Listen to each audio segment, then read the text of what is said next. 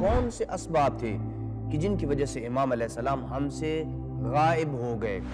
اس انداز میں سچی توبہ کرتا ہے وہ امام زمان عجل اللہ فرجہ الشریف کا حقیقی منتظر کہلاتا ہے کہ اے میرے مولا مجھے مہدی برحق کے خروج اور ظہور کے اوصاف کے متعلق بتائیں۔